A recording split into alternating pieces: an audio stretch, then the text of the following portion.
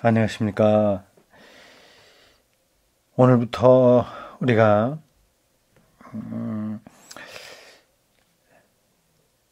폴 틸리히의 책 그리스도교 사상사를 공부하겠습니다.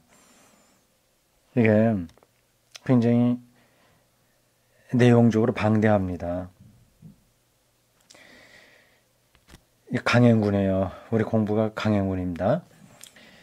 폴 틸리가 유니온 신학대학에서 강의한 거를 학생들이 이렇게 필기했다가 학생들이 만든 책이에요. 여기 제가 가지고 있는 책 5쪽에 보니까 독일어판 여건이의 머리말이 나오네요.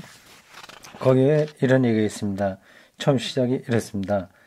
1953년 파울 틸리히는 뉴욕의 유니온 신학대학에서 그리스도교 사상사 A History of Christian Thought라는 주제로 강의를 했다. 이렇게 시작합니다.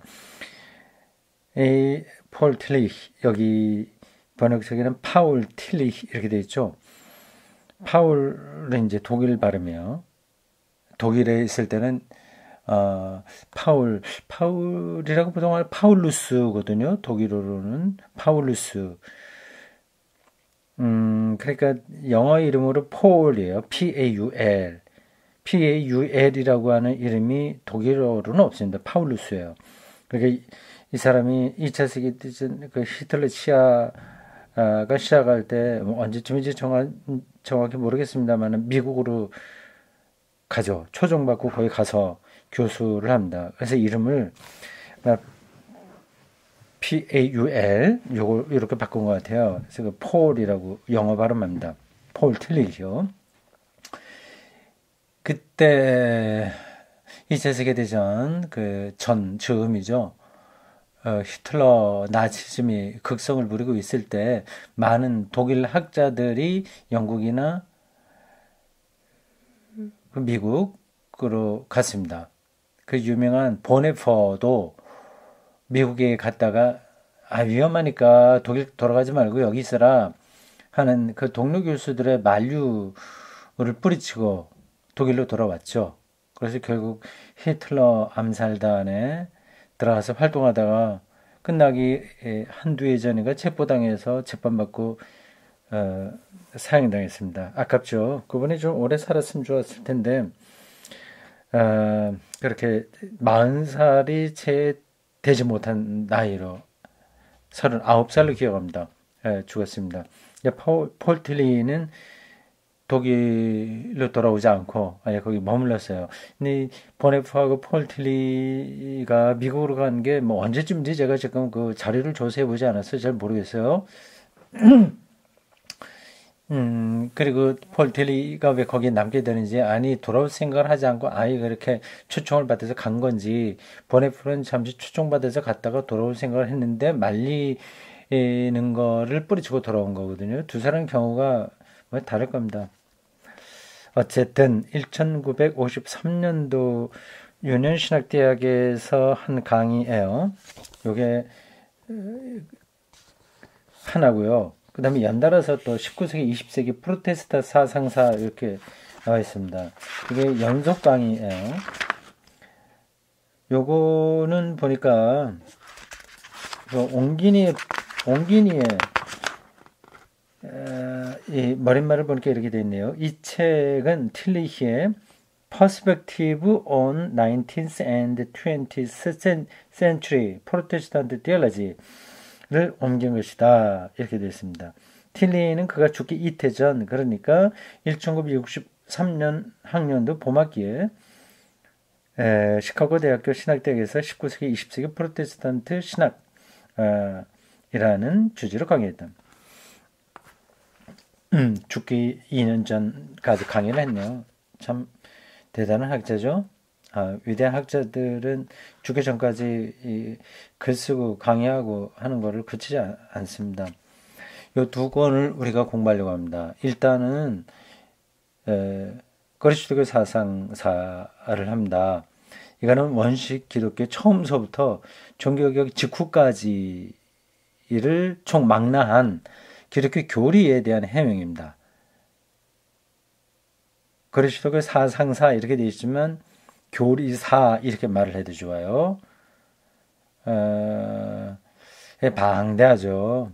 요걸 이제 일단 하고 그 다음에 이어서 종교개혁 끝난 다음에 이제 정통주의가 좀 있다가 이게 19세기, 20세기 신학이 시작되지 않습니까? 그거를 또 한 번 강의를 하셨네요. 이분이. 이 두 책을 대한기독교 서회에서 출판했습니다. 이 번역은 송기덕 선생님입니다. 모건대학교에서 조직신학 교수로 활동하셨고요. 아직 생존해 계시고 연세가 많습니다. 80세 중반쯤 되셨습니다. 아프신 듯 많은데 지금까지 어떤 그 신학 비평인가 그 개간지를 발행을 하네요.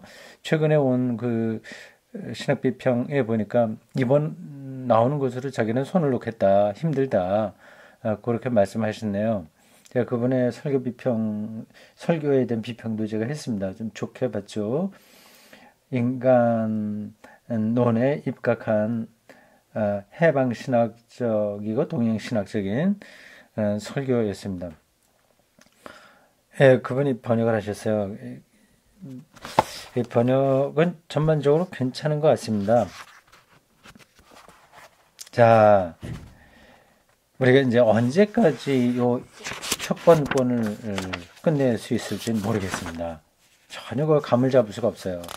속도에 따라서 달라질 텐데, 이게 일단 굉장히 전체적으로 양이 많습니다. 제가 가지고 있는 책으로 446쪽에 해당하니까 뒤에 나와 있는 문헌 해제 요까지 합하면 450쪽이에요. 450쪽 한 번에 5쪽 정도 한다면 얼마나 걸리나요? 5쪽을 한다면 5, 9, 45, 90일 걸리는군요. 90일이라고 한다면 일주일에 2번씩 할 경우에 2번 하면 한 100여 번 되죠. 100여 번. 그러니까 5쪽씩 하게 되면 1년으로 이거를 다 끝낼 수 있을 것 같습니다. 근데 그 진도가 그렇게 될지 좀 더 늦춰질지 잘 모르겠습니다. 이게 우리가 한 학기 동안 다 끝내야 된다는 그 압박감도 없고요. 또 이걸 끝냈다고 하는 것 자체로 목적을 삼는 것도 아니니까 천천히 진도를 나가보도록 하겠습니다. 여기 옮긴 이의 말도 있고 또 독일어 판 여건 이의 말도 있는데 이 머릿말은 그냥 넘어가겠습니다. 차례를 보겠어요. 여러분들이 지금 제 강독을 제가 녹음해서 답에 올리면 그걸 파일을 열어서 여러분들 보시는 거잖아요. 듣는 거지 않습니까? 내 책을 가지고 계시는 게 좋은데 광고를 제가 했으니까 책을 준비하신 분들도 있을 거고 많은 분들은 준비를 못했을 겁니다. 이게 정말 이런 공부를 하고 싶은 사람들이 이렇게 많지는 않아요. 소수라고 하더라도 그분들에게 제가 그리스도교 사상을 안내하는 게 나름대로 의미가 있기도 하고요. 그리고 제가 스스로 공부하는 계기도 되니까 소수 듣는 사람들이 소수라고 하더라도 상관없이 열심히 하도록 하겠습니다. 여러분들이 지금 그 차례를 볼 수 있는죠. 제가 봐서 이거를 사진을 찍어서 차례만이라도 사진을 찍어서 강의 게시글 하는데 같이 올려보겠습니다. 요 차례를 봐야 전체 윤곽을 알 수 있거든요. 오늘은 이 차례만 제가 잠시 설명하도록 하겠습니다. 이 차례만 잘 머릿속에 정리한다고 하더라도 어떤 흐름 같은 것들을 우리가 잡을 수 있는 거예요.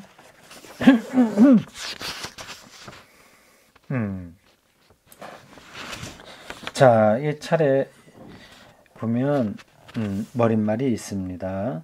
머릿말 제목이 도구마의 개념입니다. 도구마의 개념. 도구마, DOGMA. 도구마, 도구매틱, 도구마. 이 도구마가 어떤 개념으로 사용하냐를 어떤 개념으로 사용하고 있는 거냐 그에 대한 설명입니다. 그건 그래서 그 본문 들어갈 때 좀 더 보도록 하겠습니다. 1장이 그리스도교 신학의 예비 이렇게 돼 있어요.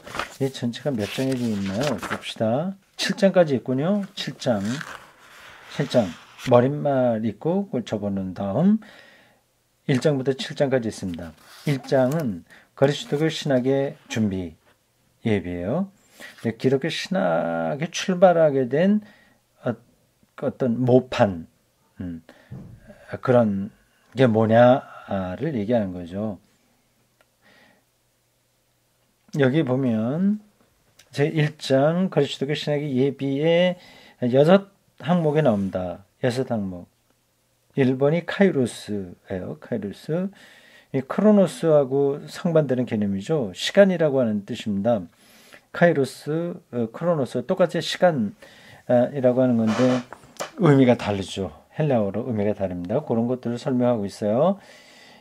2항 로마 제국의 세계 지배에 따른 보편적 상황. 기독교 신학은 라틴 신학에서 토대가 잡혔어요. 로마어로 한 신학을 라틴 신학이라고 합니다. 이게 로마 제국이죠. 어떤 세계 구조, 유럽의 로마 제국에 의한 전반적인 상황을 살펴봅니다. 세 번째, 헬레니즘 시대의 그리스 철학. 그러니까 기독교 신학이 로마 제국의 언어, 문화 그런 데 영향을 받았고요. 라틴 신학이라고 해서. 그리고 헬레니즘의 그 철학, 헬레니즘 철학, 이 헬레니즘의 그리스 철학. 그리스가 헬라니까 똑같은 말입니다. 헬라 철학, 또 기독교 신학이 자리를 잡게 되는 배경입니다. 굉장히 중요한 배경이죠. 신학 성서가 다 헬라어로 쓰여졌다고 하는 거 아실 거고요. 로고스 이런 것들도 요한복음에 나와 있는 그 중요한 단어들이 헬라 개념이라고 하는 것도 아실 겁니다. 헬레니즘 시대의 그리스 철학. 그 철학에 네 가지가 나오네요. 회의주의 학파, 플라톤 전통, 스토아 철학, 철정주의입니다. 여기에 아리스토텔레스도 굉장히 중요한 역할이었는데 그건 나오지 않네요.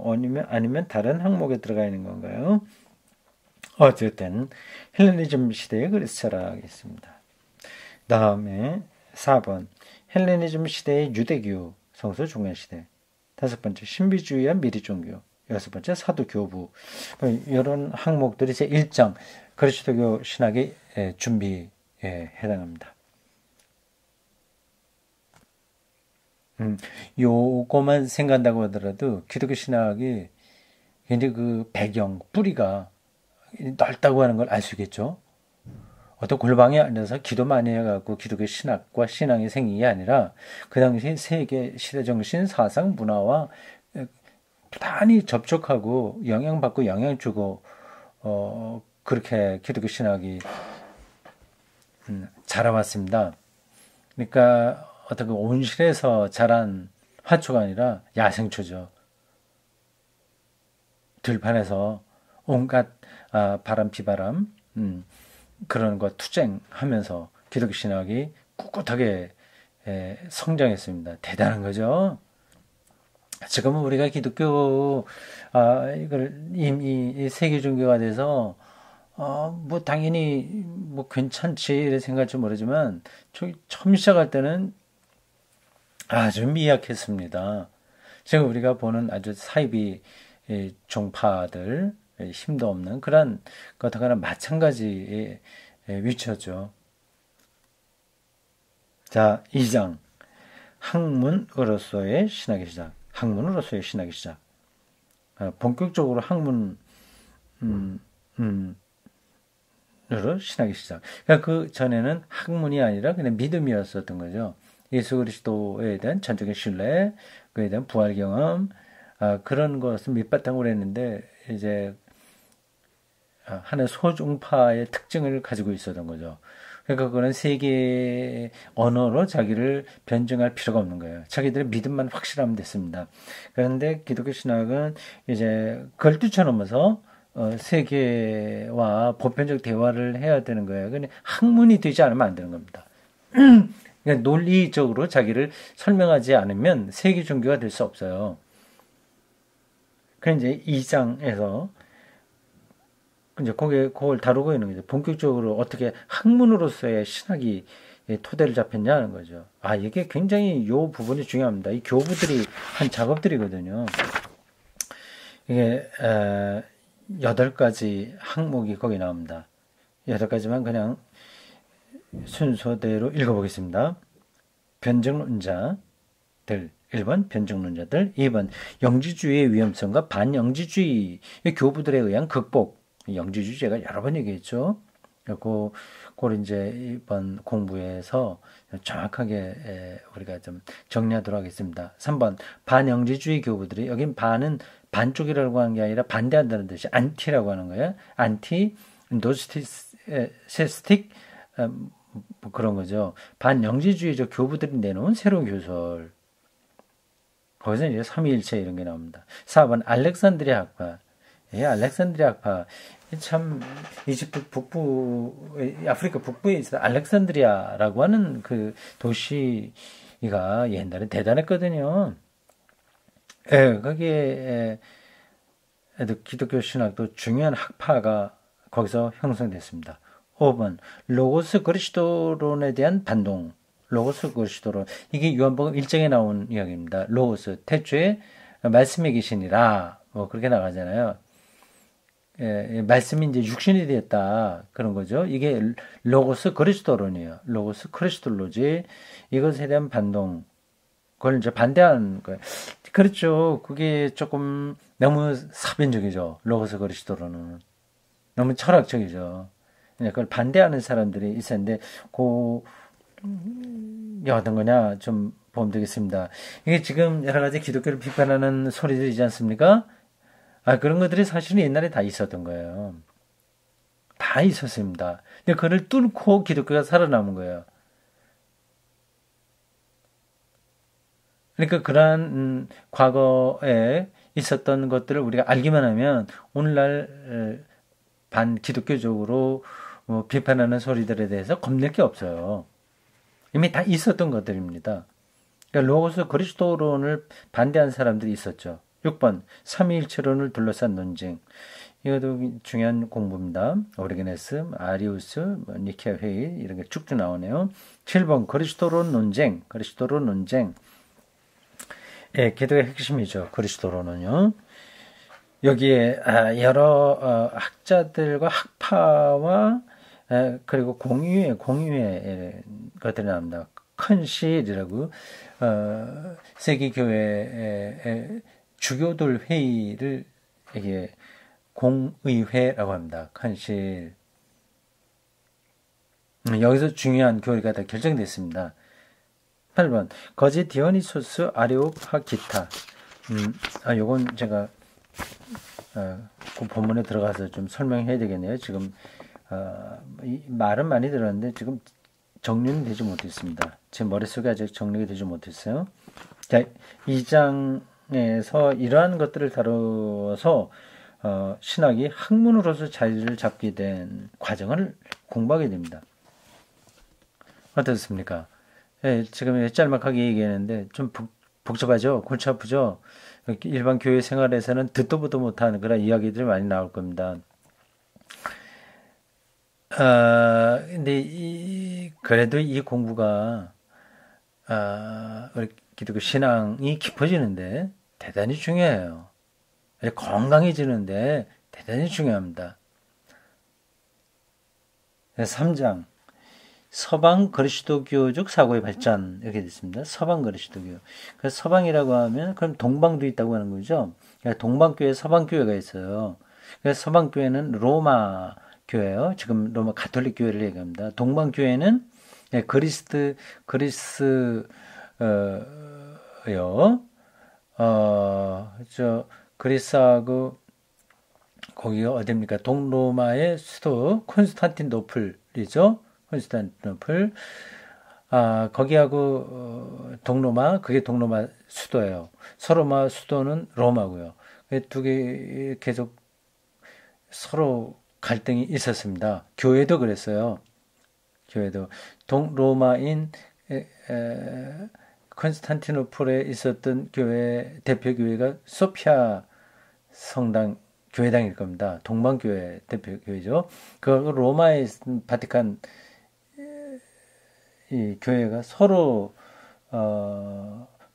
배척하고 파문하고 뭐 그런 역사도 있었습니다. 그게 아주 오래 전서부터 서방교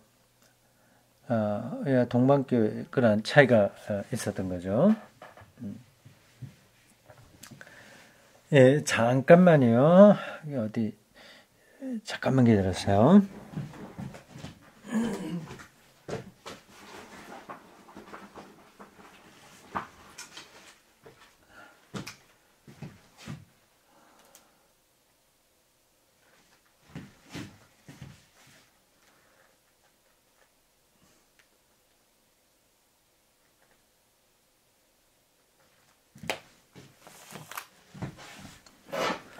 예, 됐습니다.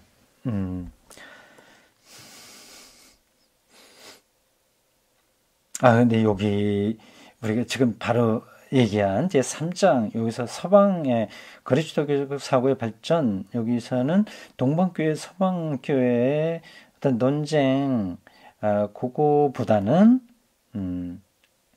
로마 교회의 신학적인 발전 그걸 이야기한 것 같습니다.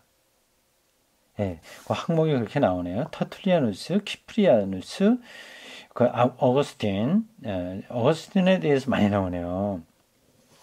10개 항목이 어거스틴에 대해서 나옵니다.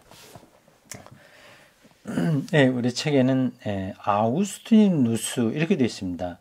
어거스틴이라고 발음하기도 하고 아우스티누스라고도 발음하지 않습니까?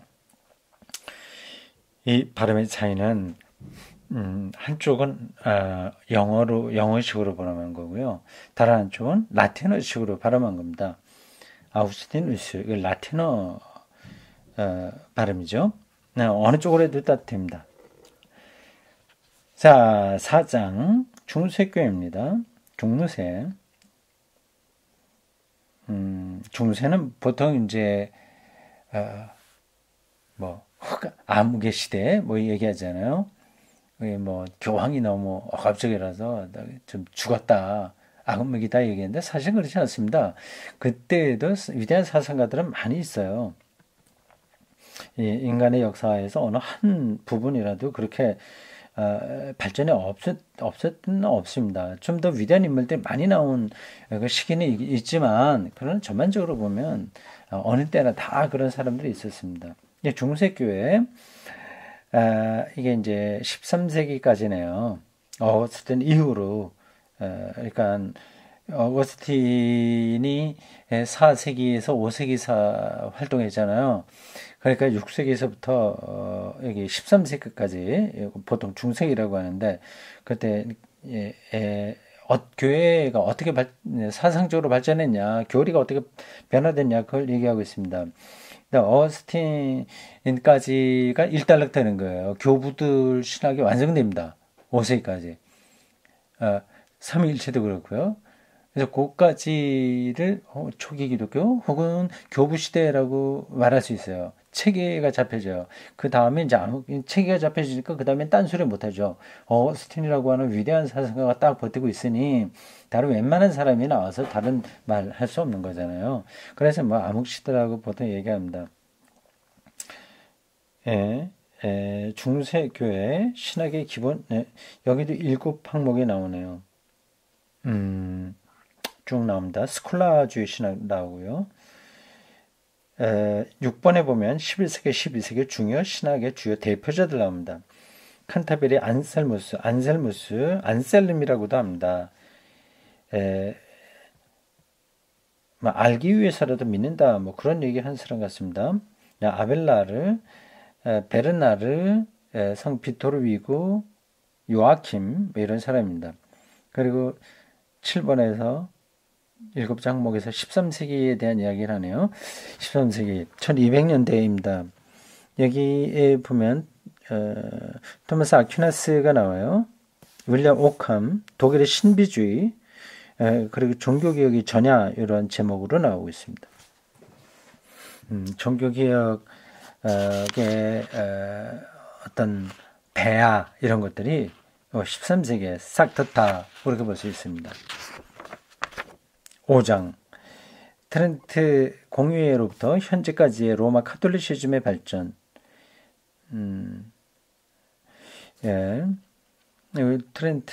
트리엔트 공유회 가톨릭시즘의 발전입니다. 아까 서방의 그리스도교 사고의 발전 3장을 이야기할 때 그게 동방교회 서방교회 논쟁이 아니라 그냥 로마 중심인 서방교회 사상의 발전인 것 같다 얘기했어요. 어떻게 된 건지 잘 모르겠습니다. 동방교회에 대해서는 여기 별로 잘 나오질 않네요. 왜 그런가 모르겠습니다. 아니면 그 3장에서 그 동방교회를 이야기할까요? 동방교회도 굉장히 중요한데 그리스도 사상사에서요. 여기는 그렇게 동방교회라고 하는 이름이 붙은 항목이 없네요. 왜 그런지 모르겠습니다. 이게 동방교회 서방교회 갈라진 게 12세기거든요. 그러면 그게 나와야 될 텐데 여기 제4장의 6항목 11세기 12세기 중요 신학의 중세 신학의 주요 대표자들에 나오는 사람들 중에 하나가 동방교회에 속할까요? 제가 아직 이렇게 차례만 갖고는 그거를 정확하게 구분하기 힘듭니다. 아마 있을 거예요. 나올 겁니다. 폴 텔리가 그걸 놓치고 지나가거나 일부러 무시하지는 않았을 겁니다. 5장은 트렌트 회의로부터 현재까지의 로마 가톨리시즘, 카톨릭 신학도 쭉 얘기를 하네요. 쭉 교황 무호설도 나오고요. 됐고 6장 종교개혁자들의 신학, 본격적으로 이제 개신교 신학이 언급되고 있습니다. 마틴 루터가 350쪽부터 나오네. 마틴 루터. 어떻게 얘기할지 참 기대가 됩니다. 마틴 루터 수도원 출신이에요. 그러니까 수도원 영성과 신학도 깊어요. 그리고 설교자이기도 합니다. 이걸 다 가지고 있는 아주 뛰어난 사람 마틴 루터입니다. 이 사람은 비교적 개혁주의자지만 급진적이지는 않았습니다. 여기 마틴 루터 항목의 7번을 보니 열광주의자들과의 논쟁 나옵니다. 열광주의자들이 급진적인 사람들이에요. 제세파라든지 뮌처 이런 사람들입니다. 그러니까 그들은 다 몽땅 바꿔야 된다 이런 입장이죠. 거의 정치적으로 보면 공산주의하고 비슷한 겁니다. 조금이라도 이제 기존에 있었던 거는 용납하지 않고 다 깡그리 다 바꿔야 된다고 하는 거죠. 루터는 그렇게 하지 않았습니다. 자, 두 번째 다룬 인물이 쯔뱅글리이네요. 쯔뱅글리, 훌두리, 쯔뱅글리가 루터 같은 곳에서 활동을 한 그 사람이겠죠. 제가 좀 그 이름을 잠깐만 이렇게 혼동돼서 정확하게 말할 수 없습니다. 그때 가서 좀 더 설명하겠습니다. 그때 같이 동지적인 관계를 맺기도 하고 또 반대되기도 하고 하는 사람들이 여러 좀 있었습니다. 두 번째로 쯔빙글리 종교개혁자로 다루고 세 번째 칼빈입니다. 칼빈은 조금 후대 사람이죠. 7번 마지막 장입니다. 종교개혁 이후에 프로테스탄트 신학의 발전. 종교개혁이 16세기 초로 접지 않습니까? 1517년이죠. 처음부터 그게 완성돼 있었진 하지 않았습니다. 시간과 더불어서 그게 큰 힘이 되죠. 그래서 그 개신교를 교리화해야 됐어요. 어떤 운동이든지 이론적으로 체계가 잡히지 않으면 오래가지 못합니다. 그래서 그 개신교 종교개혁 신학을 체계화한 게 정통주의예요. 정통주의. 여기 책에 소 항목으로 네 가지 나오는 것 중에 첫 번째입니다. 정통주의 신학, 두 번째 경건주의, 파이어티즘, 경건주의, 세 번째 합리주의와 경건주의의 관계, 소진이주의. 아마 이거 소친이주의가 오자가 난 것 같네요. 소진이주의가 아니라 소치라고 제가 생각했는데 소친이주의. 그건 그때 가서 다시 한번 확실하게 말씀드리겠습니다. 예, 이렇게 되어 있습니다. 이게 전체 차례입니다. 어떻습니까? 기대가 되죠? 이게 참 상당한 그 사상과 역사가 들어있습니다.